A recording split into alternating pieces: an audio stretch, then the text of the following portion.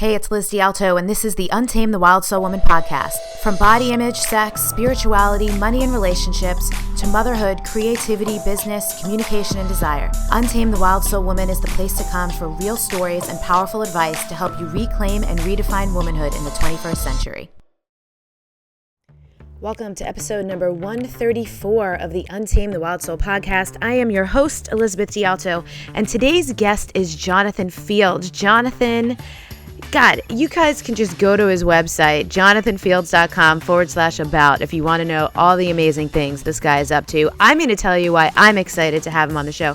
Jonathan is someone I've known for about 5 years now. We have tons of mutual friends, and we even racked our brains when we first got on Skype to do this interview about how is it possible that we've never met in real life before. So this was a fun time getting to know each other and geeking out on topics we're both really into, like love of learning, creativity, the complexity of life in the 21st century, and the humble pursuit of simplifying it. We also get into some good stuff from his new book, How to Live a Good Life, and talk about personality tests, strengths, and weaknesses. The conversation is more than good. We get into how pop psychology and self-knowledge interface with each other when we're seeking. He talks about living by default rather than by design and how to flip that one. And we also get into daily rituals and the 3 buckets that he uses to simplify life. So this is a really fun interview. I hope you guys really dig this. If you want the show notes, we talk about a bunch of things. You can check it all out. Find all the links at untameyourself.com/episode-134. And as always, join us in the Facebook group at untameyourself.com/Facebook. If you have any questions, if you want to share what came up with you, if you just want to enjoy exploring the intricacies of the interview with other like-minded women who are on the same path as you. So that's that. Let's get into it. Enjoy the show. Today's guest is Jonathan Fields. He is a host of the super popular podcast, The Good Life Project, and you heard all these other amazing things I said about him in the intro. But I'm super pumped. I have to say this. I cannot start the interview without saying this. I used to do sales, and back when I used to do sales, every once in a while, I'd be selling someone who I knew was in sales, and that made it more intimidating. I'm very rarely intimidated, and I'm like, man, this guy interviews like amazing. So I'm interviewing an interviewer, and to just put it out there that I was like the tiniest bit nervous, which is not normal for me, now I won't be. So thank you for letting me have that moment. Excellent. Well, there's absolutely, it's funny because every once in a while the same thing happens to me. I've been doing it for so long. I'm generally pretty comfortable, but I'll just walk in. I'll be like, there's something that happens. I'm like, what's going on inside of me that's kind of like giving me butterflies. But yeah, but it's the good kind, right? Like there's this Tiger Woods quote that I've had on my Facebook profile since like 2007. That's something about if you're nervous, it means you care. So it's a good thing. So the first question I always ask everyone, well, all the men. Awesome. What do you love about being a man? It's a really interesting question. Question I haven't really given a ton of thought about, but I would probably say that it's made me interesting to my wife. Like in what way? So, and by the way, this question, I love when people have not listened to the podcast because then they don't know what's coming. It throws like 98% of people off. Yeah. Because she's straight. We've been married for a lot of years, and if I wasn't a dude, this entire thing wouldn't have been happened. And 24 years later, we're madly in love, and yeah, if I wasn't a guy, that wouldn't have happened. So I think that's probably the coolest thing for me. That's awesome. So I love, so you have a new book, and we'll get to it because I want to talk about it's How to Live a Good Life. And part of that is for you integrally centered around that you're a family man. So Yeah. how does what pearls do you have? 24 years of marriage is no joke. Like there are people who don't make it past like a couple months or a couple years these days. So how do you stay interesting in something like that?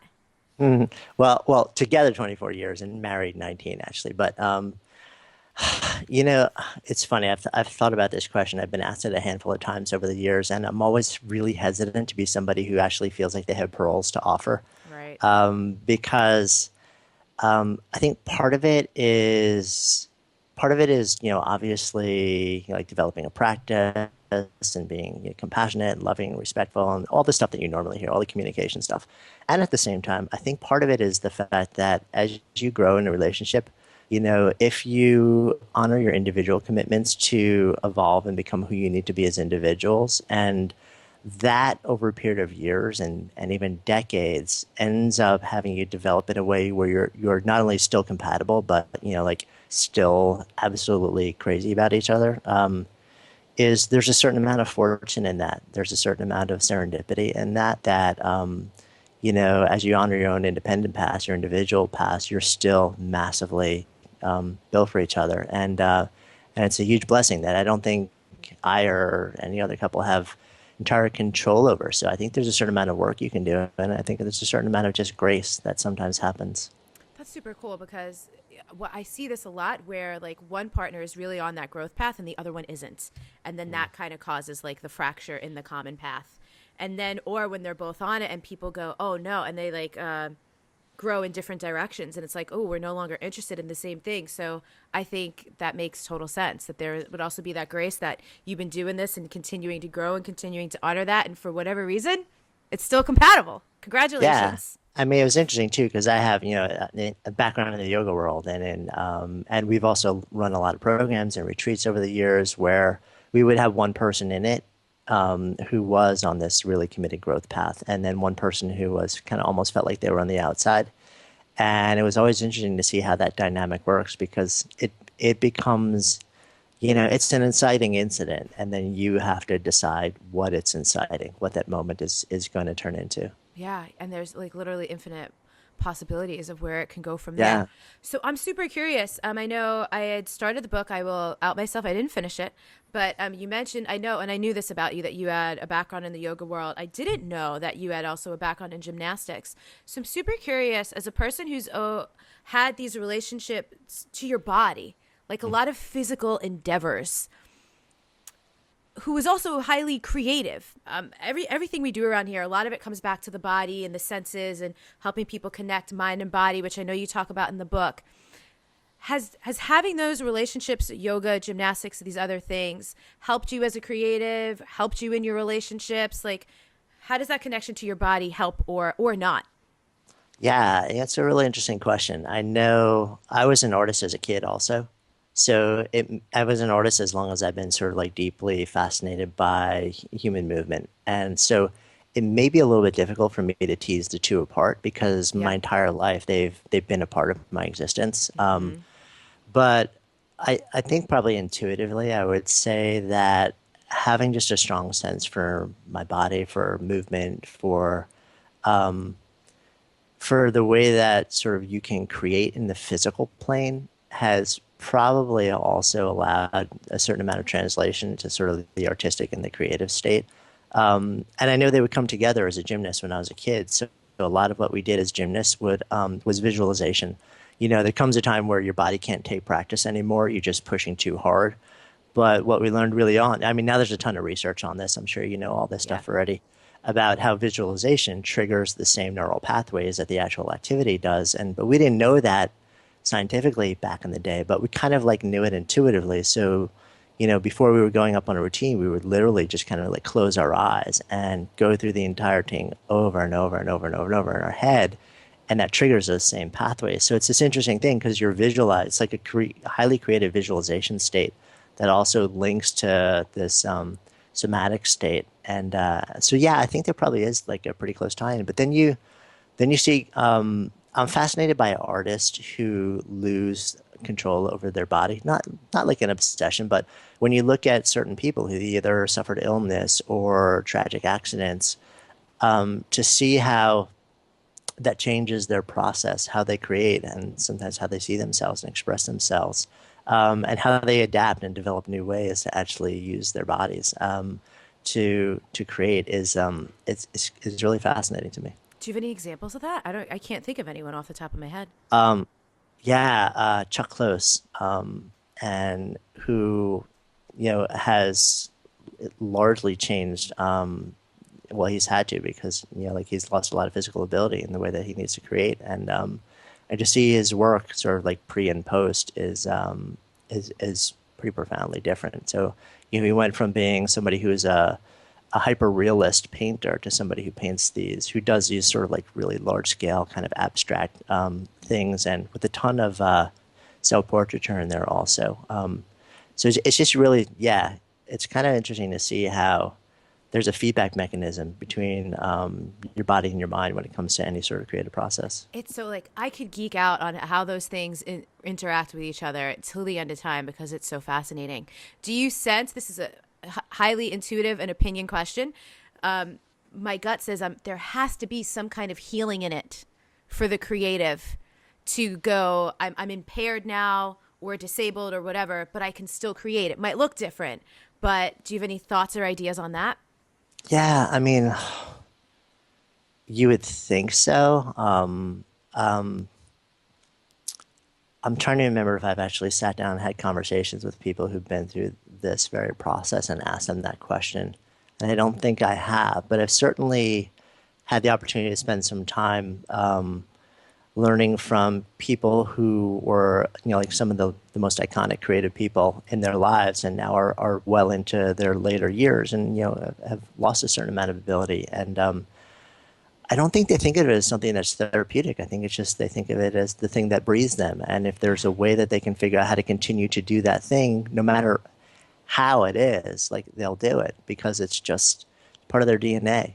Yeah, that's amazing. And that what proof, right? That like that a niacin quote that I've quoted a million times in my life. We don't see things as they are. We see things as we are. My lens is like healing and transformation. And I'm so fascinated with that. So I'm going to go there. And you're like, no, I'm pretty sure that's just like what they do, what they've always done. And like how they're going to continue to do it.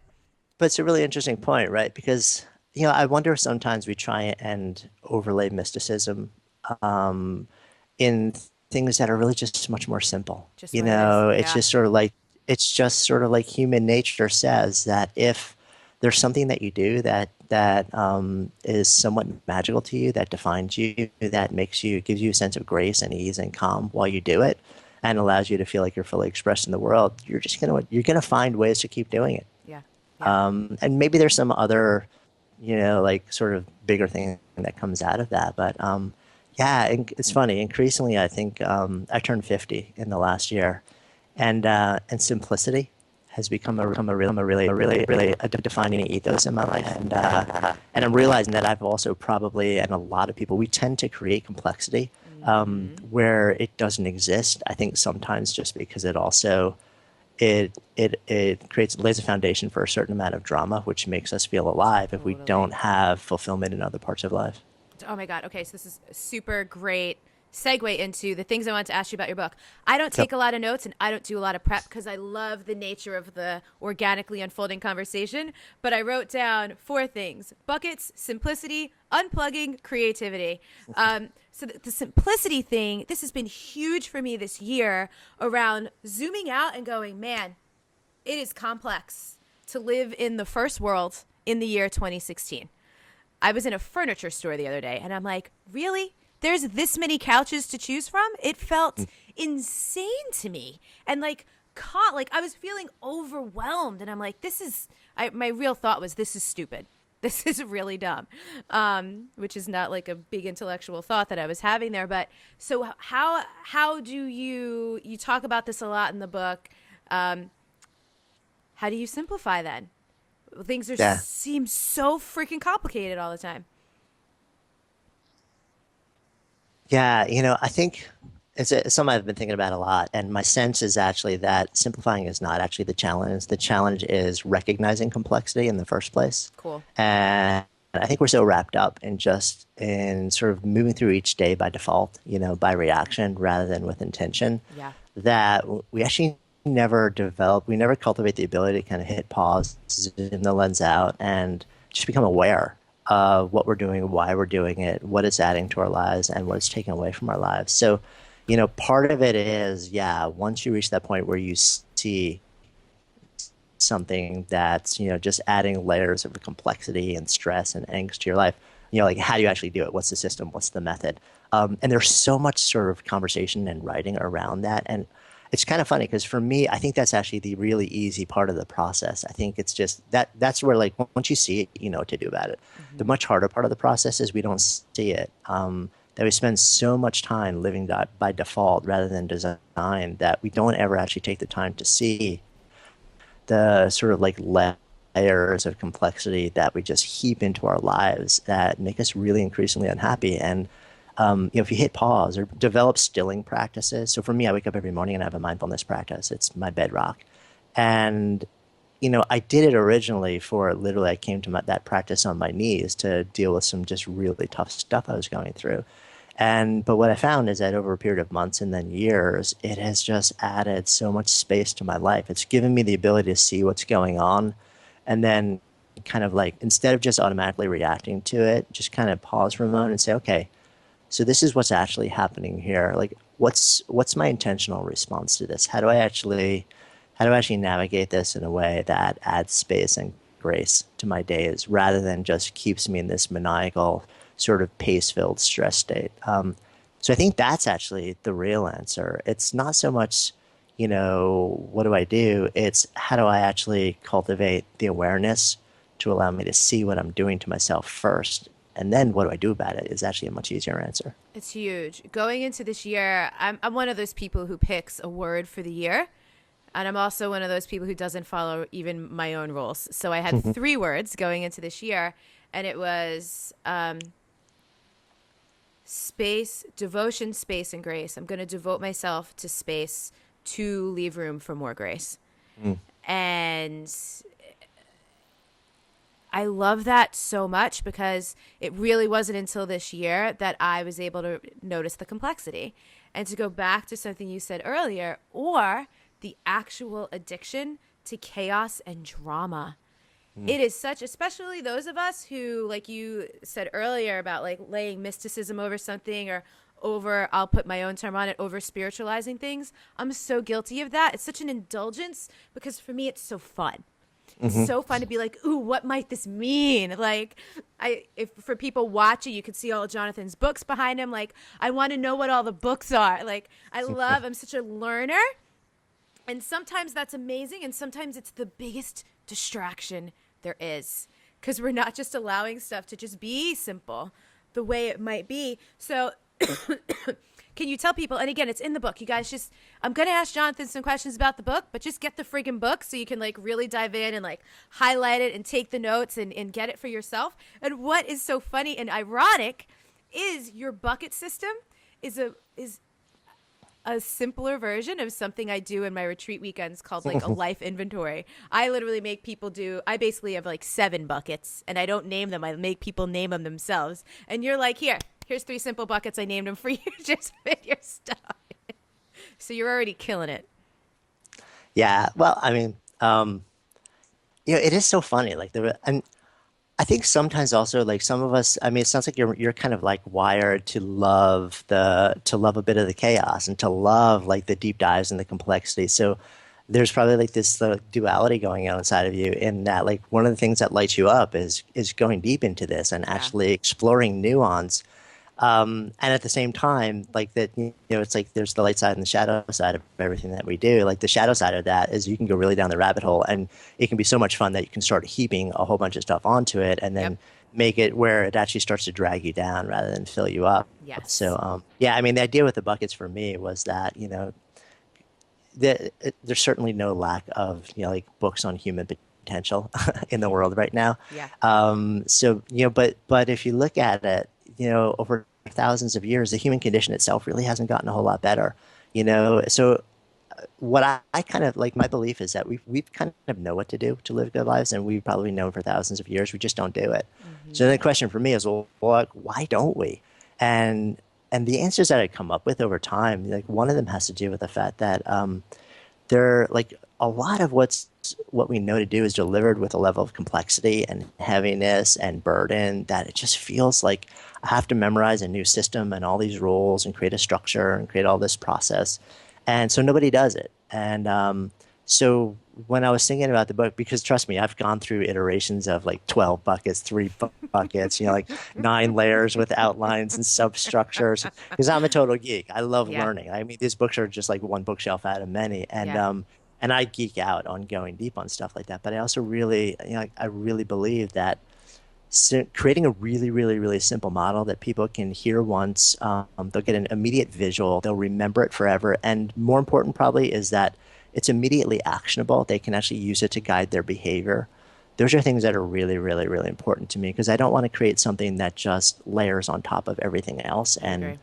And I didn't want to create something where people just read it and say, "Oh, that was cool, that was interesting," and put it down, never look at it again. I wanted to create something that people would do, and it would serve as a tool, for hopefully the rest of their lives. And that was the idea behind the buckets was really just that. It's like, let's make it really simple. You hear it once, you remember it forever. And then you can wake up in the morning and literally do like a 10-second check with your buckets and then know where you should be focusing your energy that day to just keep sort of like adding a bit more to your life. So good. And so what are the buckets?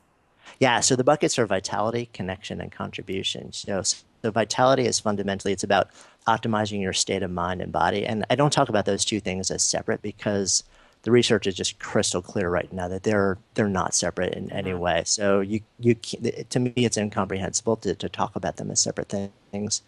The connection bucket is really about what happens in between you. It's about your relationships on multiple levels, between an intimate partner, between close friends, family, colleagues, a community where you develop a sense of belonging. If something bigger, if participating in source or God or something is meaningful to you, it's that too. But it's also about your relationship with yourself. Most of us have massive amounts of self-ignorance, and that's just hugely destructive when you don't even know who you are and what you want. And the contribution bucket is really about how you bring your gifts to the world. Are you showing up every day where you feel like, man, I'm that I'm fully lit up where there's profound meaning in the way that I actually like do my thing in the world. I feel like my strengths and my beliefs and my values are being tapped completely, and it's actually not that hard to do a bit of tweaking to the way that you focus on what to do every day, and then it's like drops in a bucket. It's not a big disruptive blow up your life type of thing. It's really just like I look at I look at crafting a good life as a practice, as a daily practice, and I think that's actually really important when you're writing to people or speaking to people who are a little bit further into life and they don't want to blow everything up to get where they are. That's right. There are times where you have to, but to me, that should always be sort of like the last resort rather than the first resort. Because when you've built a family and responsibilities and all this stuff, there is a lot of pain in completely blowing it up. And sometimes it has to be done, but far more often than not, what I found is it doesn't. We're just not given the tools to slowly practice our way into a much better experience of life over time. I love this. And what's been fascinating is recently how many conversations are coming up in my personal life and even on the show where the theme is pause, Mm, slow down, yeah. back it up. And it's interesting how it's like the opposite because we really are seeing how go, go, go, more, better, faster, stronger, now has not served us as individuals, as a culture, as family units and stuff like that. And it's created so much damage that it's almost like many people are finding themselves in a place where I have no choice. And whether it's an extreme, I have no choice because now I'm sick, or because it's just like things are so uncomfortable, I must zoom out and then look back in and see. I'm so appreciative of you bringing that up because so it's easy for me. I have a very agile lifestyle. Like I'm about to be 33. I'm in a relationship, but like I don't have any kids. I run a business. Essentially, I've created a life where I get to do whatever I want. And so sometimes I don't have the perspective for people who it's like, well, I have a job and that's how my bills get paid. And I'm not starting a business from scratch. And I do have children and I am in this committed, like binding relationship for better or for worse here. And so I'd like to make some pivots or I'd like to make some changes. But again, there's complexity, but there's ways to do that without blowing everything up. So just like, thank you for acknowledging that. And I'm curious because I know you've worked with so many different types of people, like conversations with so many type of people. How do people start? If it's like, Yeah, just go. Yeah. Yeah, I mean, and it's really the answer is going to depend on the individual because it's going to go back to what I was saying earlier about simplicity, which is that to me the starting point for everything is cultivating awareness. Hmm. Actually, probably two things. One is cultivating awareness, and the other is cultivating self-knowledge.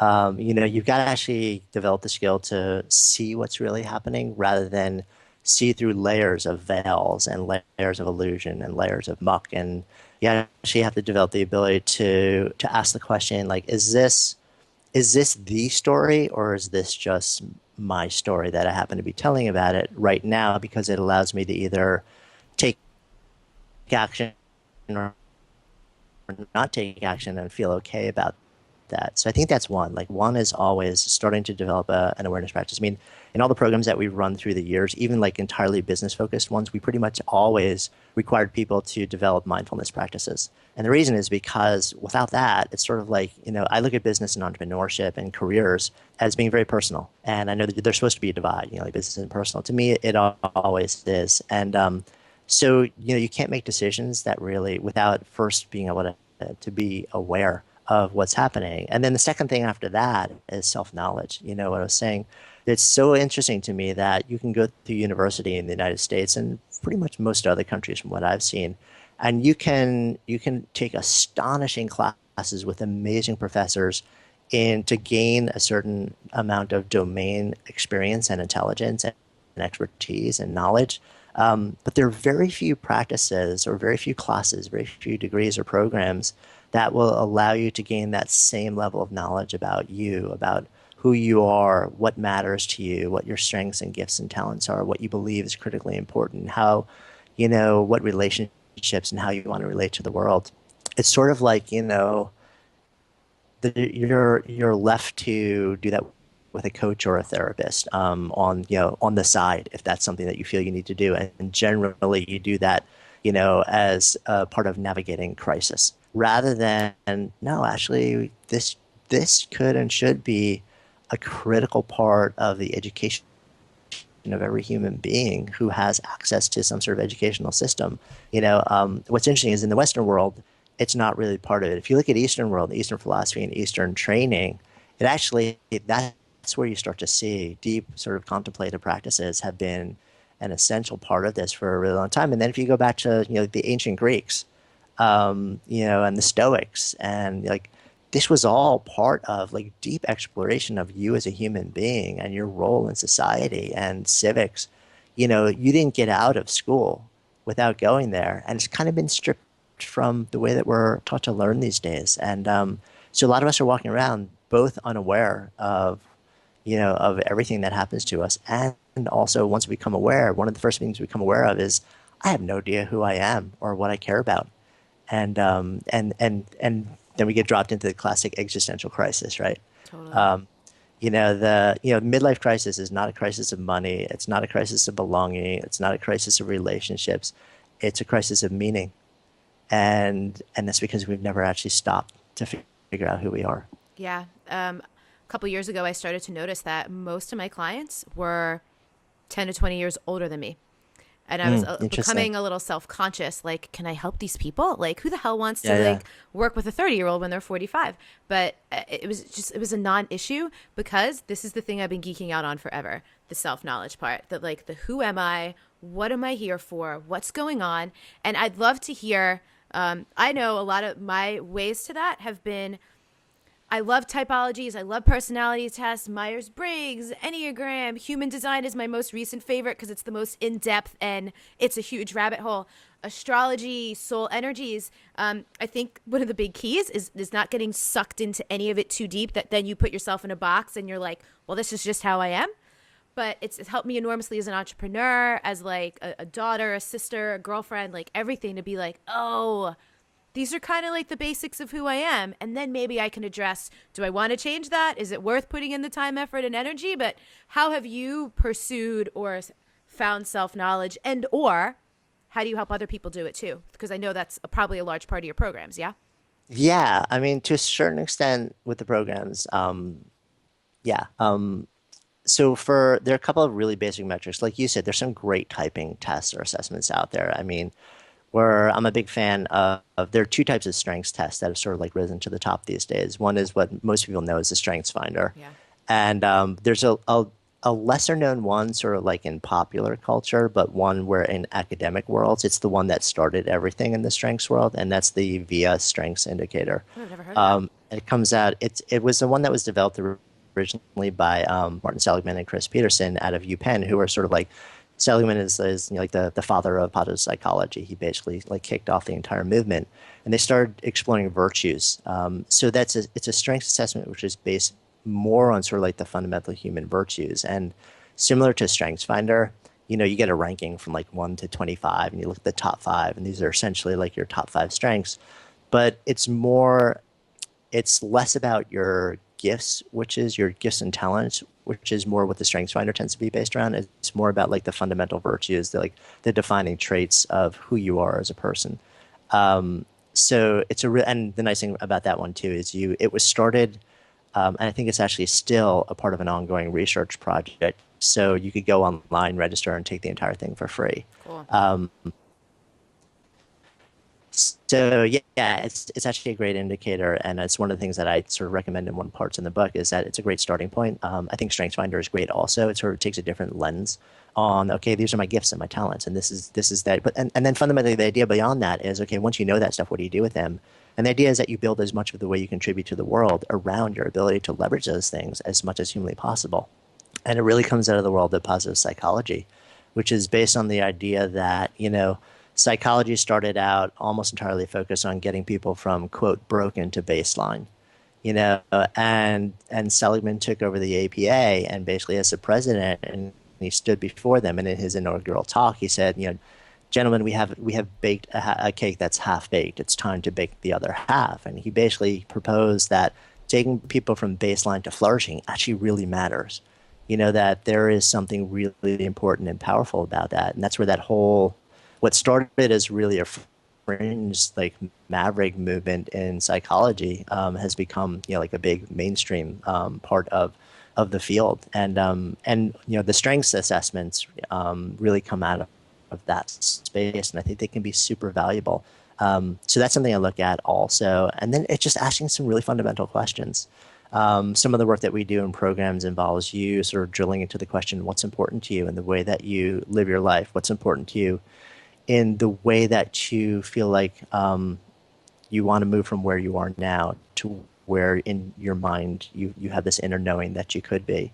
We like to get outside people to share their wisdom too, because sometimes we have completely different understanding of who we are and what our gifts are and how we bring ourselves to the world than how people experience us.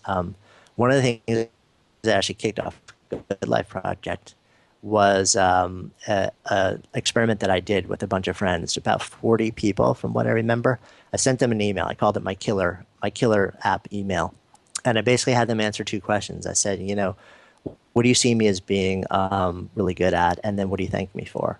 And so part of it was I just wanted to learn more about myself, but part of it also was I was in a moment in my career where I was really exploring a shift. And before I did that, I wanted to know, is there a disconnection between how I think I'm bringing myself to the world currently and how people actually see me? Because if there is, I want to understand where that's coming from. And it was a really interesting exercise for me. So I think to a certain extent, getting outside feedback can be really interesting too. Again, you got to be careful who you seek that from, Totally. and because there will be people who are looking to destruct and destroy. There will be people who are looking to like help you rise, and people across the entire spectrum. And then you have to come to it from a place of curiosity and a lens that says, let me take in what feels right to me and sort of let go of what doesn't feel right to me, and know that in the end, there's still an inner voice that kind of like is the filter that I'm going to use. Yeah, and those, did you send that? Were they able to submit their answers anonymously, or did they have to respond to you and you would know who they were? Yeah, I knew who they were actually. Cool. So that's a fascinating thing. I've noticed. I've received emails, like messages like that from people like, hey, I'm doing something similar. And I've received, here's an anonymous feedback form, and here's, just respond to my email. And me personally, now this version of myself, my answers would be exactly the same. A former version of myself, my answers probably would have been a little more kind and maybe not as honest and direct. But if it was anonymous, not that I would be mean or unkind, but it would be just like way more like, here it is. Yeah, I mean, it's so interesting, right? Because on the one hand, you'll get more honest feedback. So that's the plus side of that, right? The downside is that you have no context for the feedback because Yeah, you don't know if you don't know, because then you don't know who it came from, and you don't know the story that's right. of the person that it came from. So you can't. It's like on the one hand, you got this great. It's more theoretically more objective information, but sometimes it's actually the subjective story of the person that it came from that allows you to give it the context, which creates value Yeah. as genuine feedback. So it's really interesting because I thought about that also, and so I think there's a place for anonymous feedback, and I think there's a place also for like just own it. Yeah. Probably also I've been called probably more than once lovingly blunt. Um, so I kind of have a reputation for being very direct with people, and but always from a place of love, and I ask the same of them. So probably with me when I sent that out to those people, we had a dynamic established already where Yeah. they're kind of like, yeah, he's a straight shooter, and I'm going to be straight too. And I'll usually say to people something like, be direct. It saves us all time. And like, you literally can't Yeah. offend me. Oh man. All right. I want to go back. Two of the things that I was wondering. I love that you brought up the strengths finder. Just cause I'm nosy. Do you know your top 5 strengths? Um, I don't remember the StrengthsFinder one, but I actually just recently looked at the VIA ones and love of learning, curiosity, no, love of learning, creativity, love, appreciation of beauty, and I think judgment or curiosity were sort of those. Cool. Cool. But for me, love of learning is pretty much no matter what I take, it's pretty much always at the top. I'm a massive devourer of knowledge. I love learning stuff, and then probably my second favorite thing after I learned it is turning around and trying to share it in a way that makes it actionable for people. Yeah. Yeah. And I love to synthesize things, right? Just like, I love that you mentioned this in the book. There's pretty much like no new ideas, very few new thoughts, concepts. It's really just, I've consumed all these things. Let me synthesize it in a way that maybe people could hear it or use it or do something with it that's going to be useful to them. Why is it that these things, I think about the traditional like job interview questions, like tell us your strengths, tell us your weaknesses. Why is it actually more useful, if you think it is, to focus on your strengths than weaknesses? Yeah, that's an interesting question. I mean, so the whole idea behind positive psychology was that largely focusing on fixing what was wrong was somewhat effective at getting people from being ill or unhappy to baseline. But, but once you got to baseline, actually moving them from there to being like flourishing and vital and vibrant and alive in the world, it wasn't nearly as effective. But what the research started to show was what was effective was like once you actually figure out the things that light you up, and you spend less attention trying to fix what's still wrong and more attention just trying to focus more of your energy on bringing more of the good stuff into your life, that a lot of the things that were wrong started to resolve themselves. So that's not it's not universal, and certainly I would never make the claim that if you're somebody who's moving through a deep depression or serious anxiety or OCD or whatever, that's not something, get help and talk to somebody who's really super qualified. It may be positive psychology, it may be traditional, whatever it is.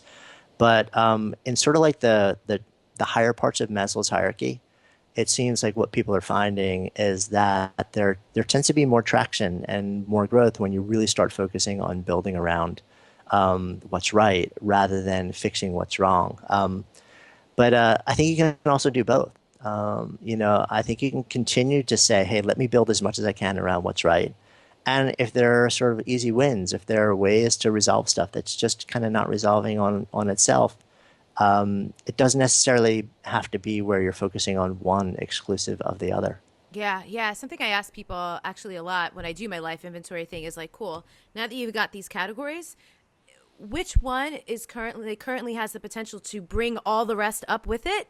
And which one, if there is one, is currently obviously dragging all of the rest down, Yeah, right? so when you do that, like regardless of how they name them, because I'm sure you've got like your own name in your head. What's the pattern that you see? What's the one that tends to bring mo people up most and then bring people down the most?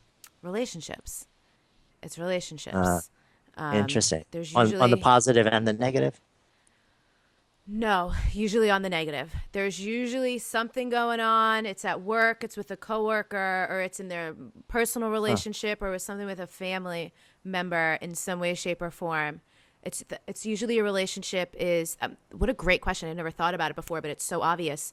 Is it's usually some kind of a relationship that is pulling something down because, and I think by nature my women, like if they're drawn to my work, they're probably needing and Mm. wanting to use their voice more, to set boundaries, to be more discerning, because that's like core stuff of my work. And so it's a result of people putting themselves last, not having boundaries, not saying no. So they've over time agreed to so many things that they don't actually want to do, or they're finding themselves in these relationships or positions they don't want to be in, that they've become so compromised that they're literally almost suffocating at that point. What do you find? Do you find in terms of the buckets that there's typically one where people are like way off than another? Um, yeah, I think people are hyper focused on contribution and they're also living fiercely reactively rather than intentionally. To me, what I see as the first thing to go almost across the board is vitality. Because we're so focused on like, what are we going to do in the world? And we pretty much all like think of that as work. And that may be your job. It may be your role as a parent, but whatever it is, we're like, well, this is the work that we're here to do. And we become hyper focused on doing that work, and it can become all consuming. And I've seen so many people abandon health and vitality and state of mind and mindset, and not realizing that when you let that bucket run dry, it doesn't matter how hard you work, you're never going to actually do what you need to do. Yeah, yeah. And as you were saying something earlier today, I'm super curious in your opinion about this because I know you've worked with plenty of people who are entrepreneurs and plenty of people who aren't. I have a pretty strong opinion that way too many people are trying to be entrepreneurs these days. Mm. And it relates to the strength things too, because I've seen a lot of people over the years struggling and suffering and actually sacrificing their art and craft because they just didn't know how much not their art and craft was going to be involved in running a business. But they're trying to do it all themselves, which is draining the buckets. Do you have any opinion on that or thoughts? Yeah, I do actually. It's funny because I don't think that's actually made it into the book, but there's a whole backstory to this book. I actually wrote three entirely different books before we ended up with this one. So sometimes I'm trying to remember, okay, like what was in like the last version or, but yeah, it was so here's what's interesting to me. If you'd asked me 5, 10 years ago, do I think that like people should be entrepreneurs or like do the thing that's like burning a fire in their heart as their main form of work? Like my answer would have been, oh, well, yeah, of course they should. Actually, I don't feel that way anymore, and part of the reason is because I've seen so many people do astonishing creative work not as their full-time job, and the thing that allows them the freedom to be fully expressed, and drop the censors and feel like they don't have to create anything but the work that they need to do that needs to get out, is the fact that they're not relying on it to pay their rent. There's a great book called Daily Rituals. I don't know if you've ever read it, Mm-mm. but it looks at the daily rituals of like hundreds of the world's greatest creators, from scientists to artists to writers and stuff like that. And what's really fascinating is when you look at that, what you'll see is there are a whole bunch of people who had kind of like benign workaday jobs. They worked in 9 to 5, 5 days a week. It wasn't great, but it wasn't bad either. It was just kind of like okay, but it took care of all the money that they needed to be comfortable in the world. And then they had the 5 to 9 in the evening to do their art, and they had the weekends to take care of themselves and be with their families and be with friends. And they built really extraordinary lives, having full-time jobs that were not their main form of creative expression. And at the same time, they also created astonishing bodies of work by doing that, bodies of work that they very likely never would have created if in doing so they would have said to themselves, this has to take care of my family along the Totally. way, because they would have become just sort of like much more servants of the market. So I actually, yeah, I'm far more open to people actually not necessarily being entrepreneurs, but doing some of the stuff that really jazzes them as on the side and being really happy doing that. I think the other thing that you were getting at is everybody actually sort of wired psychologically to be an entrepreneur, to be in that place of sustained uncertainty and stress, and like to wade into the abyss and stay there sometimes for years, long enough to figure out how it's going to end. And no, most of us aren't actually wired to be okay in that place. I mean, that was sort of like my whole last book was answering that question. Can you train yourself to be okay there if you're not kind of, if your DNA doesn't make you okay there? Because my DNA doesn't, but I've been creating since I was a kid. And so, after it took me a long time, I guess I'm a little slow, to figure out that there are actually daily practices. You can build a daily practice, which allows you to be much more okay in that place of absolute unknowing and unknown and uncertainty that you absolutely must go to if you want to create really good work and be innovative and be okay. So I'm not somebody who's just like giddy and happy and carefree when I'm in that space. But, I've developed enough practices that I'm okay there. I can live there for solid chunks of time. So if you're willing to do that work, then I think a lot of people may be okay in that space. The challenge is most people aren't. And right. And so then what does someone do? I think a lot of people would probably view this as like a defeat or make themselves wrong for it. And I don't think it's wrong and I don't think it's a failure. What if you realize I don't actually want to do that work? Then what? Yeah, exactly. And I can't tell you how many people have actually come to me asking for help starting and growing a business, and I've talked them into getting jobs. um, because it just wasn't right for them, or it wasn't the right moment in time, or there's so many people that have come to me having left a career and started something and realizing it was a really bad move, and they actually should have started something on the side and tested and run experiments and let it grow over a period of years to test the viability, both to see if it had legs and also to see if it would make them feel like they thought it would make them feel, which very often it doesn't. So, Yeah, if it's it does, huge. that's awesome. Yeah. Yeah. And I think you've interviewed both Brene Brown and Elizabeth Gilbert, right? Yeah. They did one interview on Elizabeth Gilbert's podcast that I've listened to like 6 times. I talk about it all the time, but there's this one point in there where they're talking about how people get so angry and they like blame creativity. And I forget which one was telling the story about a woman who stood up at one of their workshops that had literally put everything on the line, Yeah. family's money, all this thing, the business failed. And she was so upset. Brene Brown said something like, anyone who has succeeded has like 5 or 50 stories like that. Yep. So it's a different kind of battlefield and boot camp for sure. Yeah, no doubt about it. And I'm somebody who's just I've been creating stuff. I've been making art and building businesses since I was a little kid. Yeah. So it's kind of part of me.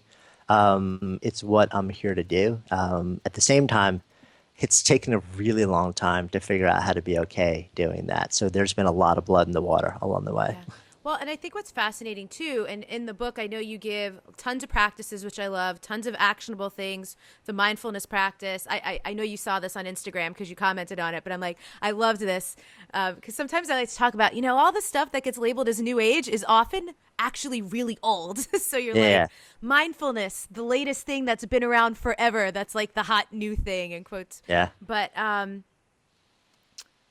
what practices keep you going? Oh, this is what I was going to say. Sometimes I go on a tangent and I forget my own friggin' thought. But if we're in the self-knowledge and we're also growing and changing all the time, the practices that sustained us to a certain point are not going to sustain us to the next point. So there's a No whole doubt. new, like the unlearning, the relearning. Oh God, new thing. How do you navigate that? Yeah, awareness, man. We keep coming back to the same Good. place, right? So there was a time where I owned a yoga center, like a large yoga center in Hell's Kitchen in New York City, and I taught for 7 years. And I taught a very physical form of vinyasa yoga, and my body was okay practicing that at the time. My body's not okay practicing that right now. So like my body has changed in a way where I was a gymnast, and the way we trained when I was a kid as a gymnast was really not good for the body. We know so much more about how to train now.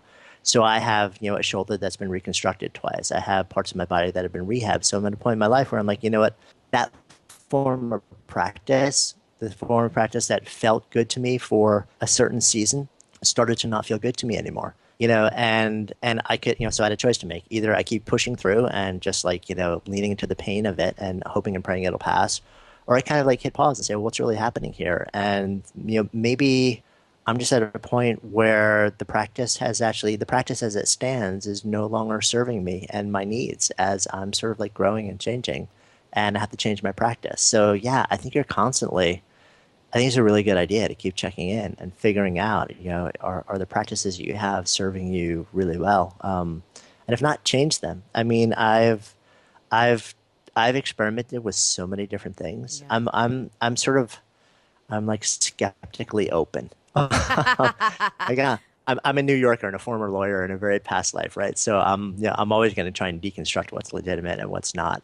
Yeah. And at the same time, the older I get, the more open I am to things that I just can't explain through any rational basis being valid. So I've tried almost every healing modality on the planet, almost every practice modality, and I go into it being open. I'm like, look, if this is something that seems to, like create something in me that feels better than what I'm doing, I'm happy to shift. So I guess maybe I don't have any allegiance to. I'm also, this actually it's a flow through to the creative process, to entrepreneurship. I've never been defined by what I create, Yeah. and I've never been particularly bound by sunk costs.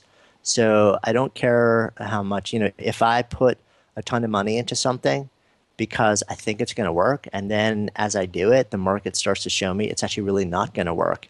I won't keep doing it just because I put so much money into it. I'll be like, all right, well, this sucks. It hurts, but it's time to move on. Yeah. It's so funny. So in that Instagram post yesterday, I also said so much synchronicity. The amount of things that you say that are just like straight on the ball for like all of my belief systems and even a lot of my work is amazing. And I love, this is one of the things where I do say maybe not everyone should be an entrepreneur, but in terms of creative expression, there just cannot be enough people expressing what works for them in their way, because there's going to be someone who it lands for, and they couldn't hear it in my voice, but they could hear it in your voice. And who cares? Who cares Yeah. whose voice worked? Please get what you need. And that's actually, as you were saying that, the thing I was thinking is, I wonder what it was like if you were super attached or identified with those things, but then you just said and answered it. You didn't have allegiance to these things. But I find with a lot of people, they've identified with, well, I'm an athlete. Well, I'm a runner. Well, I'm a yogi. And then if they can't be, there's the whole other like mental, emotional, existential crisis, because it's like, oh, well, then who am I without this thing? I mean, if that seems like that's not been how you've been, but I'm sure you get it with people you work with, yeah? Yeah, there's no doubt, and I mean it's interesting to hear your perspective. Because classically, I think I've heard it in the context of guys where like their job, their work, their career defines them, and then comes a time where you lose your job or you get fired or you just retire, and all of a sudden there's this massive crisis because Yeah. that thing that defined you is no longer there, and you actually have to search inside and figure out like who you are and what matters. So it's interesting to sort of like hear your experience with women, and know that that's sort of like a really important conversation as well, and it makes perfect sense. What's interesting for me, so I was talking about the yoga center that I owned, and so I taught for 7 years. I had sustained relationships with students. We had a giant community, and I literally, at the end, it was still a beautiful business, and I sold the company, and I taught my last class. I handed over my keys, and I was very emotional in my last class. But when I essentially handed over the keys and walked away, and I was good, I was complete, I was whole, and I've sometimes asked myself why. Like, is that how could I actually do that, and not just fall apart? And it really was because I felt like I had done what I was there to do. I had a sense for where I was heading, and I felt like it never defined me. There's a reason it wasn't called, like Jonathan Fields Yoga, Yeah. because I think I knew from the beginning that as I've created enough businesses now also to kind of know that over time I want to grow entities that have their own life, that have their own, like being, their Yeah. own presence. And so even though I may be a central part of it, I'm oddly comfortable saying, okay, I've done what I'm here to do. What makes me me is still going to travel on no matter where I go or no matter what I do. And it's interesting as we're talking, I'm just really figuring this out loud. I wonder if it also circles back to that top strength of mine, which is love of learning, which is kind of like, Yeah. I wonder if I hit a point where I kind of feel like, okay, I've learned what I came to learn. I've shared what I came to share. And so I feel complete and I'm Yeah. good. It's almost like graduating. Yeah. Am I remembering this right, or am I making it up, or am I mixing you two up? I listened to your interview with Elena Brower on your podcast. You taught your last Yeah. class in jeans. I did. I taught pretty much all my classes in That's jeans. amazing. And then, and was it also you? You didn't tell them? Did they not I, know it was going to be your last yeah. class? They did not know. I taught my last class. I had like a regular crew. Yeah, I brought everyone down to Shavasana, which for those who aren't yoga people, it's a final relaxation. Everyone's just kind of lying there quietly. And I just sat in the room, just kind of like looking around at all these people, many of whom had been with me since the first day. And we opened shortly after 9/11, so it was powerful and profound. And knowing that nobody knew this was the last time that I would be teaching, and knowing that I would have to now bring them out of that and share this with them, and I got it. It was powerful. It was emotional for me. And yeah, I sometimes reflect on that decision, but it just felt like the right way to do it to me. And you know what I respect about it so much? It was the ultimate in choosing yourself, because I go two places with it. I'm like, how could he do that to those people? Right? They must have loved him so much. And then also it's just like, yes, like, because there wasn't that mega attachment. There wasn't this, like, I'm almost like an over responsibility, like, will they be okay without me? Like, of course they're going to be okay. There's like, whether it was conscious or not, this ultimate trust and like the resiliency of the people, like they're going to be fine. Like they don't need me. Yeah, well, it's also, I mean, it's interesting because we've done this now a number of times with different businesses, and it's a huge part of Good Life Project is we build community. So fundamentally, like a yoga center is a shala. It's a community. It's a kula. So all Sanskrit words are basically like a community, a family. And if you do it really right, every philosophical or theological tradition has three parts. There's the teacher, the teaching, and the community. And the teacher, I think, is probably, if you're being honest and dropping the ego, I think the teacher is probably the most easily replaceable part of that trilogy. To me, the community is actually probably where it's at. It's the most sustainable. It's the heartbeat of everything. So that's, people in Good Life Project right now in our community, we have a beautiful global community. I mean, we're just, we're coming off of running an annual camp that we do where people literally get on trains, planes, and automobiles from the other side of the world. They come and play for 4 days in the woods. And why do they do that? Because there's this gorgeous community and it's built. Am I there too? Is my wife there, who's my business partner, a part of it? Yeah, sure. We have an amazing team, an incredible faculty, but fundamentally what we do is we create the container, we create the ethos. We like establish an ethos that's really clear. This is what we believe. It's been on our website since day one. This is our creed. Then we create a safe container, and then we model the behavior that we hope that people adopt.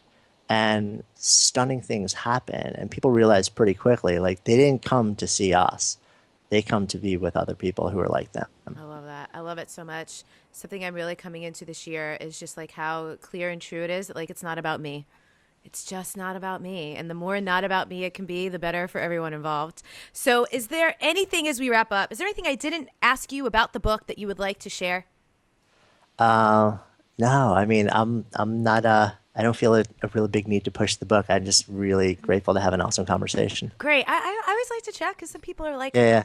oh, we're going to talk more about, but it's great. I love, and again, simple and so direct. I'm such a, I live in California now, which makes my appreciation for East Coast people is like through the roof. When someone is just direct, I'm like, oh God, just keep talking.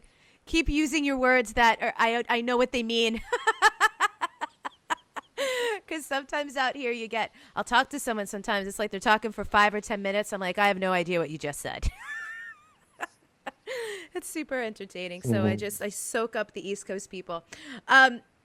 Anything under so untaming yourself, everything I do is really just about people coming home to their true nature. So a lot that you were talking about, like the self-knowledge, there's also an element of self-trust and really just having the faith that you can be who you are in the world and it is going to be okay. So anything under that umbrella that I didn't ask that you would love to share as we wrap up? Yeah. It's interesting. You brought up the conversation with Liz Gilbert and Brene Brown. There's like a whole chapter which is largely devoted to conversation I had with Liz, and uh, and it's around the idea that you look at her and how she is in the world, and it's the same with Brene actually, and they seem to be just unapologetically joyful. Like they just radiate joy. It doesn't mean they're perfect. It doesn't mean, but there's something which is so patently joyful about how they move through the world. And one of the big realizations with me is that there you it's really hard to access that state until you're unapologetically you. Because until you do, you're carrying the weight of a facade that never allows you to really reach that state of just grace and ease and joy. And so it really just piggybacks on what you were just saying, which is really like the more you can actually tap into fundamentally who you are and test the waters of dropping a little bit of the facade and dropping a little bit more of the mask and just sharing a little bit of who you fundamentally are. The the lighter the load you have to carry becomes, and the more energy you have to reallocate towards joy. So good. Drop the mic. I'm just going to sign off. Thank you so much. That was so great exclamation point, punctuation on the interview. Thank you. We're going to put all the links are in the show notes. We already let people know where to get the show notes. They can find the book. They can find you. They can follow you. What's your favorite social media, though? Where's your preference? I know you have an amazing community for the Good Life Project on Facebook, right? Yeah, Facebook is great for social, and I've been having a lot of fun on Instagram these days too. I'm starting to play a little bit more there. Yeah, I like that too. Cool. Jonathan, thank you so much. It was so nice. We were talking offline before we started, but some weird way, you and I have never met each other in real life. So this was a really fun, So amazing way bizarre. to kind of get to know you. So thank you again so much. We'll see you later. Yeah, thank you. So a light worker, it's just like a label, right? It's just a title. And what the way I describe what a light worker is, it's that anyone who is devoted to answering the call of their soul or spirit versus the call of unconsciousness and their ego. So light meaning spirit, inner light, and allowing that mysterious force that controls the threads of all of the universe to guide you. Also, a light worker is someone who I believe has a double mission. So they're here to grow as a soul, like as we all are, or we all have the opportunity to, right? You just enter a relationship and there's your project, right? But then also a light worker has the double mission of like, okay, cool. So I'm here to be of service as well.